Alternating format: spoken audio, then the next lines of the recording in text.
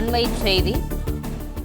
டெல்லியில் சர்வதேச ஏஐ மாநாடு நடைபெறும் கூட்டரங்கில் காங்கிரஸ் கட்சியினர் மேலாடை அணியாமல் போராட்டத்தில் ஈடுபட்டுள்ளனர். இளைஞர் காங்கிரஸ் கட்சியினர் சட்டைகளை கழற்றி மத்திய அரசுக்கு எதிராக கண்டன முழக்கம் எழுப்பியதால் பரபரப்பு நிலவியுள்ளது.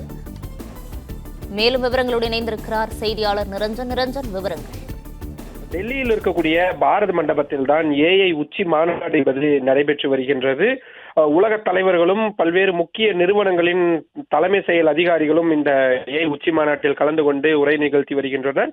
மத்திய அமைச்சர்களும் பிரதமர் நரேந்திர மோடி தொடங்கி அத்தனை மூத்த அமைச்சர்களும் அந்த அரங்குக்கு வந்து கொண்டிருக்கிறார்கள். இன்றைய தினம் ஆந்திர மாநில முதல்வரான சந்திரபாபு நாயுடு அவர்களும் இந்த உச்சி மாநாட்டில் கலந்து கொள்வதற்காகவும் உரை நிகழ்த்துவதற்காகவும் வந்திருந்தார். ஆனால் திடீர் ஒரு முக்கிய நிகழ்வாக காங்கிரஸ் கட்சியினர், குறிப்பாக இளைஞர் காங்கிரஸ் கட்சியை சேர்ந்த முக்கிய நிர்வாகிகள் பாரத மண்டபத்திற்குள் நுழைந்து தங்களது சட்டைகளை கழற்றி அவர்கள் போராட்டம் என்பதில் ஈடுபட்டனர். 10க்கும் அதிகமான அந்த இளைஞர் காங்கிரஸை சேர்ந்தவர்களை காவல்துறையினரும் அங்கு பாதுகாப்பு பணியில் இருந்த அதிகாரிகளும் கைது செய்திருக்கின்றார்கள். குறிப்பாக அமெரிக்காவிடம் இந்தியாவை விற்றுவிட்டார் பிரதமர் நரேந்திர மோடி என்ற முழக்கத்தை தான் அவர்கள் எழுப்பியிருந்தார்கள்.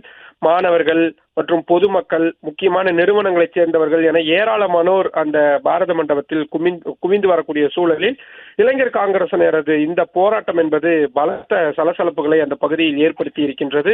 குறிப்பாக பாதுகாப்பு சம்பந்தமான நிறைய குறைபாடுகளையும் கேள்விகளையும் இந்த சம்பவம் எழுப்பி இருக்கிறது என்பதான மிக முக்கியமான குற்றச்சாட்டுகளும் எழுந்திருக்கின்றது.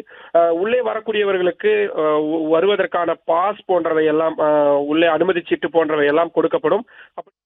பிளே ஸ்டோர் மற்றும் ஆப் ஸ்டோரில் இருந்து பாலிமர் செயலியை QR கோடு மூலம் பதிவிறக்கம் செய்யுங்கள். செய்திகளை உடனுக்குடன் பெறுங்கள்.